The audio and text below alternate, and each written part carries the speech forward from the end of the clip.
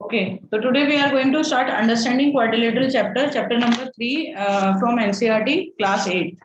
Okay, so in this chapter we will what we are going to study. First I want to tell कि हम क्या पढ़ने वाले हैं इस चैप्टर में. इस चैप्टर में हम लोग पढ़ेंगे शेप्स, अलग अलग शेप्स पढ़ेंगे क्वाड्रिलेटरल की.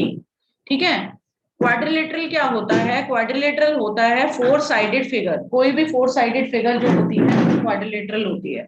ठीक है, जिसमें फोर साइडेड फिगर कोई भी हो सकती है. कौन कौन सी होगी फोर साइडेड? ट्रेपीजियम एक फोर साइडेड फिगर है. ठीक है, पैरेललोग्राम भी एक फोर साइडेड फिगर है. क्लियर? स्क्वायर भी एक फोर साइडेड फिगर है. Rectangle is also four sided figure. Kite is also four-sided figure. Rhombus is also four-sided figure. So these all are the four-sided figure that we are going to study in this chapter. इनकी properties, ये कैसी shapes होती है और इनकी properties पढ़ेंगे, क्या क्या इनकी properties होती है. तो mainly we are going to study these all 6 shapes in this chapter. Triangle three-sided रहता है, ठीक है, वो आपको पता ही होगा. ट्राइंगल क्वाड्रिलेटरल करने के लिए ट्राइंगल पता होना चाहिए. ट्राइंगल की बेसिक प्रॉपर्टीज आनी चाहिए जो हम ऑलरेडी क्लास 7th में वी हैव ऑलरेडी स्टडीड. एक बार रिवाइज कर लेते हैं. एक तो एंगल सम प्रॉपर्टी होती है ट्राइंगल की कि तीनों एंगल का sum, if this is angle 1, this is 2, this is 3, तो तीनों एंगल का सम कितना होता है? 180 डिग्री. क्लियर? दूसरी प्रॉपर्टी होती है एक्सटीरियर एंगल प्रॉपर्टी कि जो एक्सटीरियर एंगल होता है इफ दिस इज 1, वो इंटीरियर ऑपोजिट एंगल के सम के इक्वल होता है. तो angle 1 is equal to angle 2 plus angle 3. Is it clear? Third property of a triangle is, अगर आइसोसेलेस एंगल ट्राइंगल है, अगर ये दो साइड सेम होती है तो उनके बेस एंगल्स भी इक्वल होते हैं. तो इफ दिस इज 1 तो ये भी हमारा 1 होगा. अगर साइड सेम है, आइसोसेलेस ट्राइंगल कौन सा होता है? जिसमें दो साइड सेम है. तो अगर ये दोनों साइड सेम होगी तो इनके जो बेस एंगल्स है, मतलब ये दोनों एंगल भी सेम होंगे. तो एंगल 1 इक्वल्स टू एंगल 1. ये तभी होगा जब साइड्स इक्वल होगी. इक्विलेटरल ट्राइंगल में तीनों साइड्स इक्वल होती है, जिसमें तीनों के तीनों एंगल सेम होते हैं. तो एक बार मैं क्लास 7th में जो तुम ऑलरेडी पढ़ चुके हो वो एक बार रिवाइज करा देती हूँ, क्योंकि ये चैप्टर तभी आपको क्लियर होगा जब आपको ये बेसिक क्लास 7 के टॉपिक्स आते हो. नेक्स्ट देखो, अगर दो पैरेलल लाइंस होती है, लीनियर पेयर तो पता होगा क्या होता है. लीनियर पेयर होता है बीच में अगर एक एंगल है तो these to angle makes linear pair. तो अगर ये 40 डिग्री है तो ये x है, तो x की वैल्यू क्या आ जाएगी? 180 माइनस 40, 140 डिग्री, क्योंकि इन दोनों का मिला के कंबाइन करके सम जो आता है वो आता है 180 degree. Is it clear? Next देखो,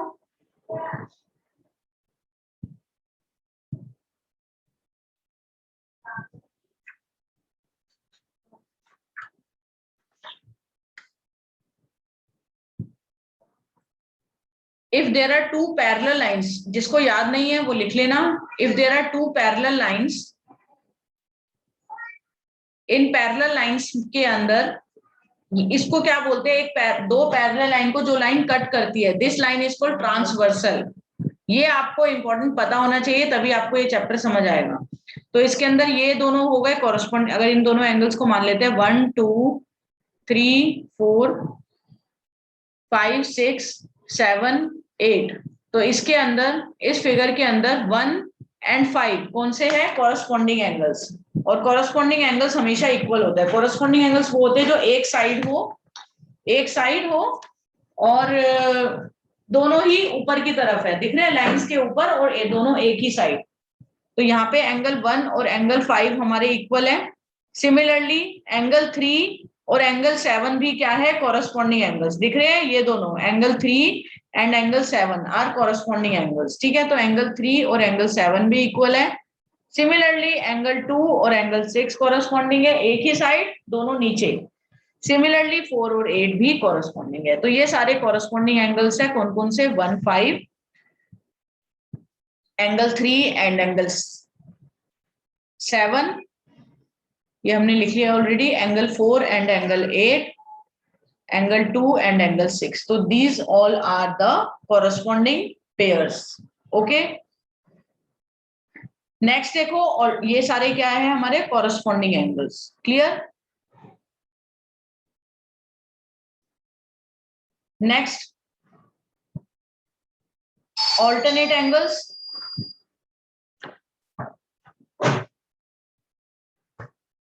ऑल्टरनेट एंगल्स कौन से होते हैं? जो एक ऊपर हो,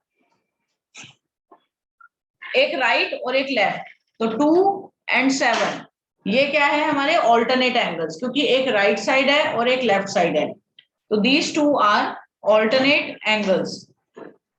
ऑल्टरनेट इंटीरियर है। सिमिलरली एंगल 4 और एंगल 5 ऑल्टरनेट इंटीरियर है, एक राइट साइड है और एक ऑपोजिट साइड है। तो these are alternate interior angles. तो ऑल्टरनेट इंटीरियर कौन कौन से हो गए? Angle 2 and angle 7, angle 4 and angle 5। ये क्या है हमारे alternate interior angles. Clear? Next देखो ऑल्टरनेट एक्सटीरियर। ऑल्टरनेट एक्सटीरियर होंगे 3, एक लेफ्ट और एक राइट साइड होता है ऑल्टरनेट। कॉरस्पॉन्डिंग में दोनों ही राइट में होंगे और दोनों ही ऊपर होंगे, लेकिन ऑल्टरनेट में एक लेफ्ट और एक राइट। तो 3 के साथ बनेगा 6, ठीक है, और 1 के साथ पेयर बनेगा 8। तो हमारा यहाँ पे 1 8 3 6 क्या है? Alternate exterior. क्लियर? 1 के साथ हमारा 8 है एंड 3 के साथ हमारा 3 6 है। तो ये क्या है? Alternate exterior angles.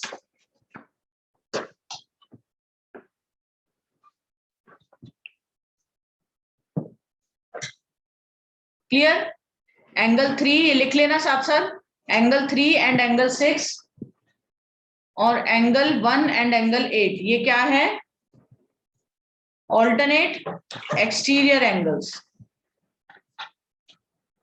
आगे देखो नेक्स्ट को इंटीरियर एंगल्स। को इंटीरियर कौन कौन से बनेंगे? जो एक को इंटीरियर बहुत इंपॉर्टेंट है, ध्यान से समझना। 2 and 5 जो एक ही लाइन पे हो। ये देखो को इंटीरियर ऐसे होता है, ये पैरेलल लाइन है, ये दोनों को इंटीरियर है। को इंटीरियर मतलब लीनियर पेयर बनाते हैं, इन दोनों का सम सप्लीमेंट्री होता है या फिर 180 डिग्री। को इंटीरियर ये दोनों हमारे को इंटीरियर है जो एडजेसेंट होते हैं, मतलब एक ही साइड और दोनों ही इनसाइड हो, तो ये को इंटीरियर है। तो यहाँ पे हमारे ऐसे कौन से है? 2 and 5 एक ही साइड है, दोनों अंदर। तो एंगल 2 और एंगल 5 क्या है हमारे? को इंटीरियर एंगल्स। और ऐसे ही एंगल 4 और 7 क्या है? को इंटीरियर।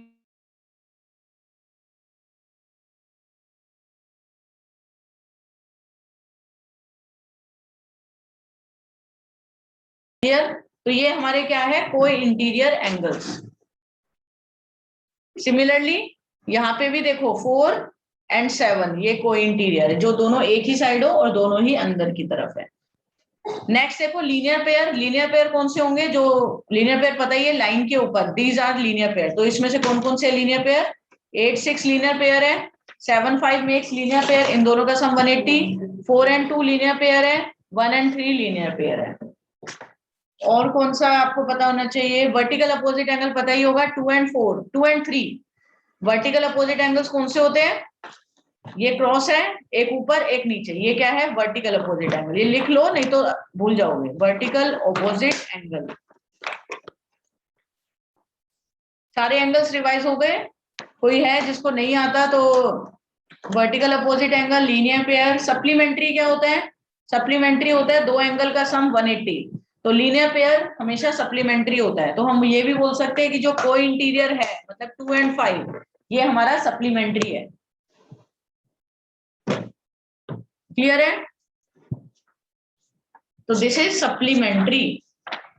सप्लीमेंट्री होता है दोनों का सम हमारा क्या है? 180 डिग्री। ठीक है, सप्लीमेंट्री होता है जब दोनों एंगल का सम 180 होता है। कॉम्प्लीमेंट्री होता है जब दो एंगल का सम 90 डिग्री होता है, तो उसको हम कॉम्प्लीमेंट्री कहते हैं।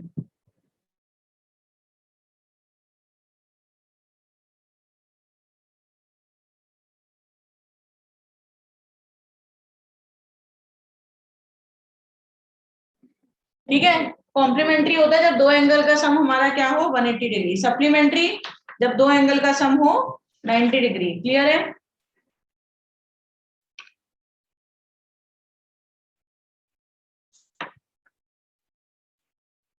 तो ये सारे एंगल्स क्लियर है। स्टार्ट करें चैप्टर। ओके।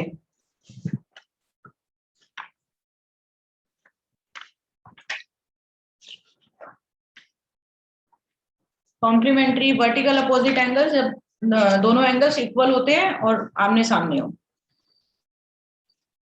ठीक है। नेक्स्ट हम बात करेंगे अब शेप्स की। बहुत सारे टाइप के कर्व होते हैं। पहले शेप से पहले ये समझ लो,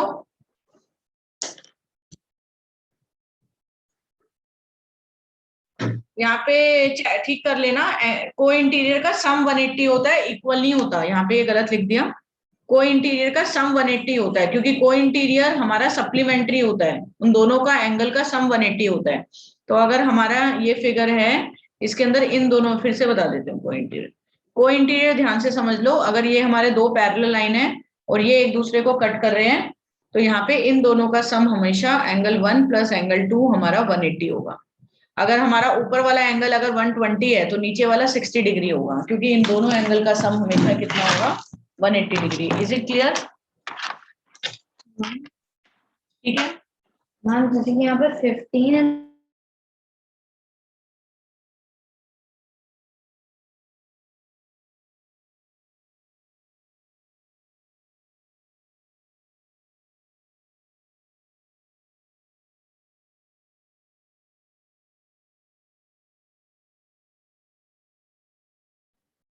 ठीक है, को इंटीरियर का एंगल का सम हमेशा 180 होता है। ठीक है, को interior angle makes supplementary angles. इसके बाद देखो छोटी छोटी डेफिनेशंस है। कर्व क्या होता है? कर्व क्या होता है? कर्व होता है हमारा सिंपल कर्व।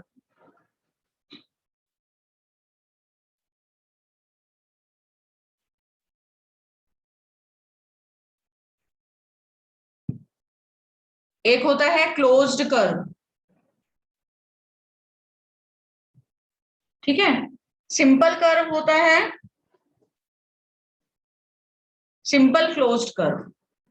ठीक है, सिंपल कर्व होता है कोई भी कर्व, कोई भी फिगर हो,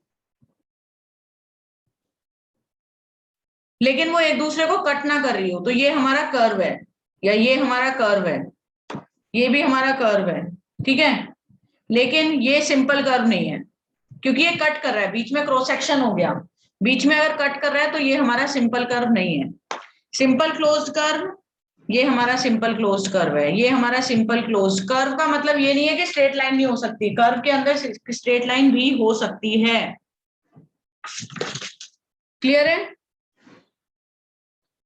ये देखो, ये हमारा सिंपल नहीं है, क्यों? क्योंकि यहाँ पे ये क्रॉस सेक्शन आ रहा है।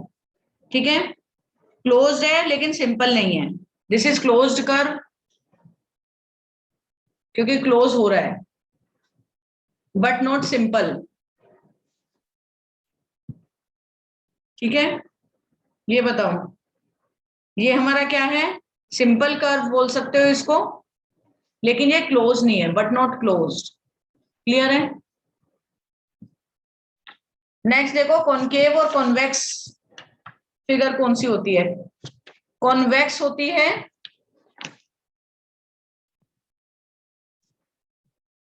ये हमारी कॉनकेव है, जिसमें हमारा एक एंगल रिफ्लेक्स एंगल बना रहा है, जिसमें कोई भी एक एंगल रिफ्लेक्स होता है,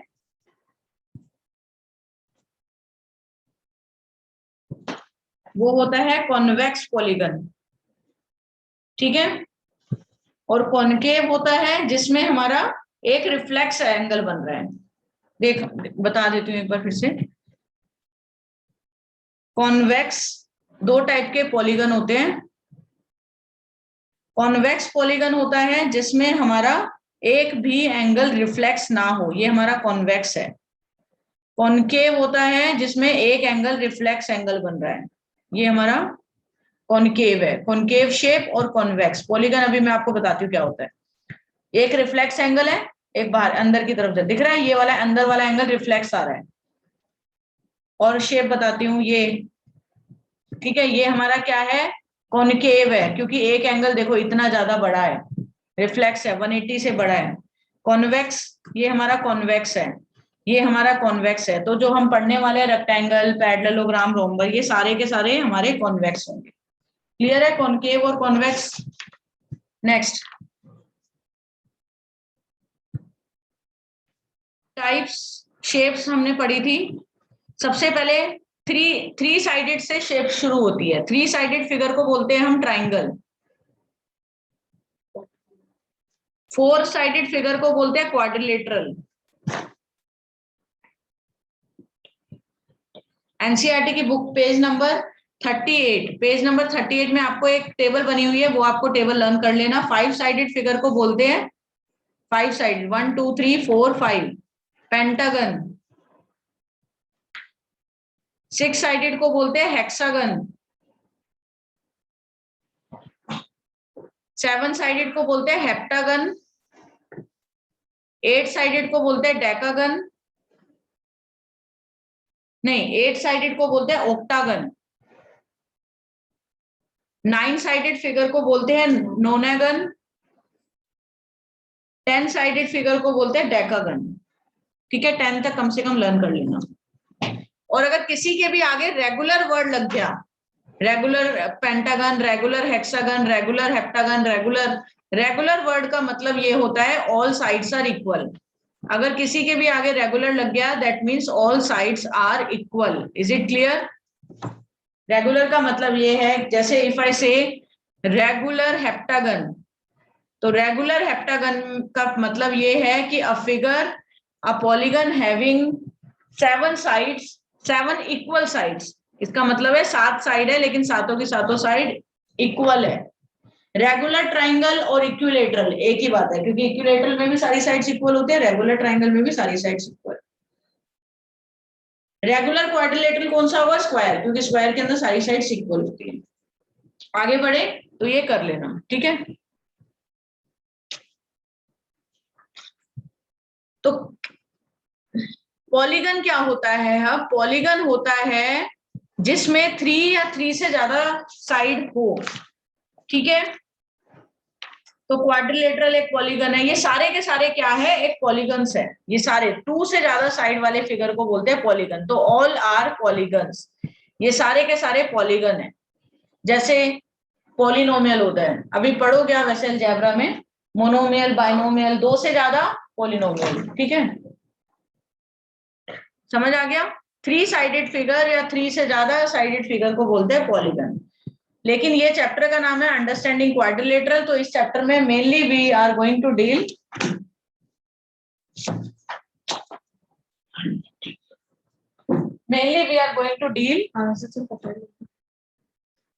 अबाउट क्वाड्रिलेटरल। तो इस चैप्टर में मेनली हम क्वाड्रिलेटरल के बारे में बात करने वाले हैं, क्वाड्रिलेटरल और उसके टाइप्स। उससे पहले ये जान लो डायगोनल्स क्या होता है। डायगोनल्स होता है, डायगोनल इज अ लाइन जो कि 2 ऑपोजिट वर्टेक्स को ज्वाइन करती हो, या फिर एक नॉन कंसेक्यूटिव वर्टेक्स को ज्वाइन करती हो। जैसे फॉर एग्जांपल अगर रेक्टेंगल है, ठीक है, ये एक शेप मैंने ड्रॉ करी है, तो इसके अंदर इन दोनों को ज्वाइन करने वाला ये एक डायगोनल और ये एक डायगोनल।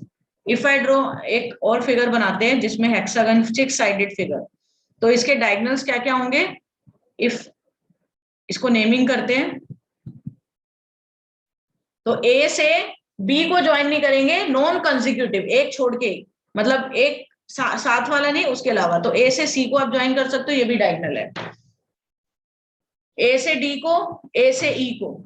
सिमिलरली बी से सी को नहीं ज्वाइन कर सकते और ए को नहीं कर सकते। बी से डी को, बी से ई को, बी से एफ को। सी से डी को नहीं करेंगे, सी से ई, सी से एफ, सी से ए तो ऑलरेडी ज्वाइन है। डी से बी, डी से ई, डी से एफ, एफ से ए कर नहीं सकते, एफ से बी, एफ से सी ऑलरेडी है, एफ से डी ऑलरेडी। तो ये हो गए डायगोनल्स ऑफ अ पॉलीगन। तो किसी भी पॉलीगन के आप डायगोनल्स ड्रॉ कर सकते हो। Is it clear?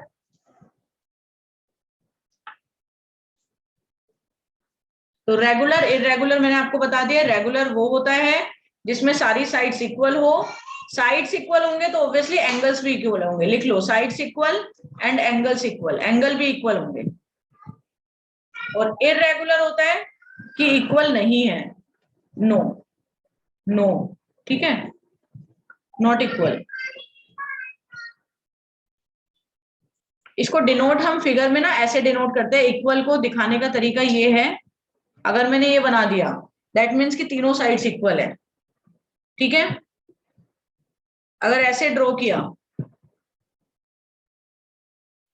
तो what does this mean? This means that कि आपकी ये दोनों साइड्स एक दूसरे के इक्वल है और ये दोनों साइड्स इक्वल है, क्योंकि डबल डबल जहां पे लाइंस आई है वो दोनों इक्वल है। Is it clear? This is the meaning of equal and not equal. ऐसे आप एंगल में भी दिखा सकते हो। अगर मैंने आपको यहाँ पे ये दिखाया, ये और ये, दैट मीन्स कि ये दोनों एक दूसरे के इक्वल है, ठीक है।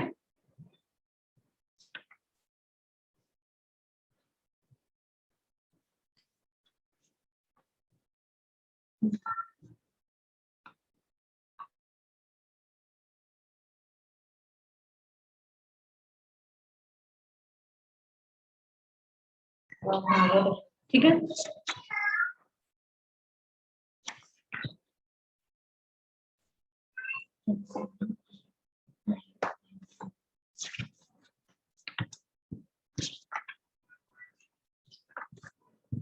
क्लियर है इतना?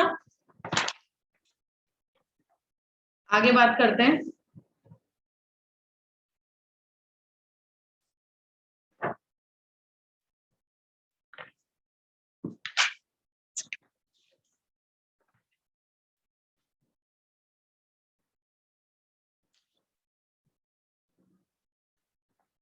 ठीक है, अगर आपसे पूछा जाए, अब बेसिक मेनली इस चैप्टर के फॉर्मूले की बात करते हैं। एक तो total sum of angles triangles का आपको पता होगा कितना होता है। अगर ये एक ट्राइंगल है, इसका टोटल सम कितना होता है? 180 डिग्री होता है एंगल सम प्रॉपर्टी। अगर मैं स्क्वायर की बात करूं या किसी भी क्वाड्रिलेटरल की बात करूं, 4 साइडेड फिगर का एंगल सम होता है angle sum of all angles. Angle sum property मतलब सम ऑफ ऑल एंगल 360 डिग्री होता है। किसी भी क्वाड्रिलेटरल के चारों एंगल का सम हमेशा कितना होता है? 360 डिग्रीज। किसी भी क्वाड्रिलेटरल के चारों एंगल का सम होता है 360 डिग्री। लेकिन अगर मैं पेंटागन की बात करूं उसमें कितना आएगा, हेप्टागन की बात करूं उसमें कितना आएगा? तो इसका एक फॉर्मूला होता है, फॉर्मूला याद रख लो, sum of all angle of polygon. कोई भी पॉलीगन का आप सारे एंगल का सम निकाल सकते हो, उसका फॉर्मूला होता है n-2 into 180 degree. Is it clear?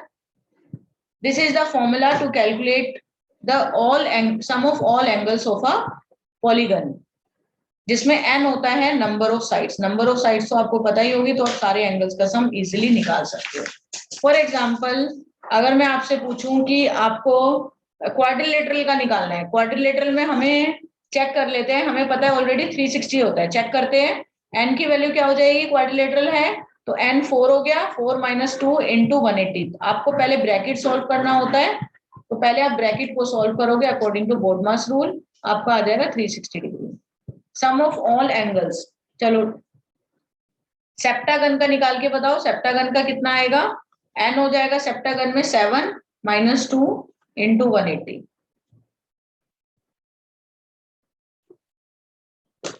कितना आएगा? 900 डिग्री। Is it clear? तो this is how you can calculate sum of all angles of any figure, ठीक है। नेक्स्ट प्रॉपर्टी, पहला, इसको इंपॉर्टेंट पॉइंट्स बता रही हूँ क्वाड्रिलेटरल के। ये पहला हो गया, sum of all angles of a polygon is this is first. Second property, sum of all exterior angles in a polygon, in any polygon, किसी भी पॉलीगन का एक्सटीरियर एंगल का सम हमेशा 360 डिग्री आता है। इंटीरियर में ऐसा नहीं होता, इंटीरियर में क्वाड्रिलेटरल का 360 होता है, ट्राइंगल्स का 180 होता है, अभी हमने सेप्टागन का निकाला 900 डिग्री होता है, लेकिन उसमें नहीं होता, किसमें, एक्सटीरियर एंगल की अगर बात करूं। फॉर एग्जांपल ये एक फिगर है, इस फिगर के अंदर ये हमारा एक एक्सटीरियर एंगल है, ट्रायंगल्स पेंटागन का बनाते हैं, ये एक एक्सटीरियर हो गया, ये एक एक्सटीरियर हो गया, ये एक एक्सटीरियर हो गया, ये एक एक्सटीरियर है, ये एक्सटीरियर है। तो ये जो 5 एक्सटीरियर एंगल है, इन पांचों एक्सटीरियर एंगल का सम, एक्सटीरियर एंगल का सम, एक्सटीरियर एंगल बनाने का तरीका याद रखना है, इसी लाइन को और एक्सटेंड कर लेते हैं। कभी कभी बच्चे एक्सटीरियर जो है अगर ये दे रखा है, मान लो ये वाला एंगल दे रखा है, this is not exterior, exterior हमेशा लीनियर पेयर के साथ होता है, मतलब ये वाली लाइन का स्ट्रेट ये होगा। तो इन पांचों एंगल का सम कितना होगा, हमेशा होगा कितना, 360 degree. Is it clear? This is the property of polygon की सारे एक्सटीरियर एंगल का सम हमेशा आता है 360 डिग्री। Is it clear? इस पे क्वेश्चन कैसे आते हैं?